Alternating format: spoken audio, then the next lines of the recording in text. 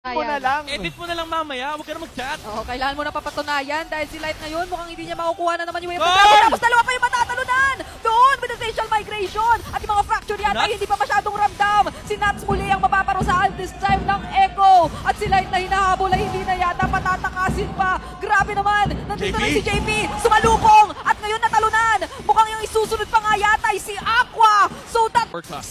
Ngayon naman na mid lane na ang usapan. Carl TZ pwesto na rin.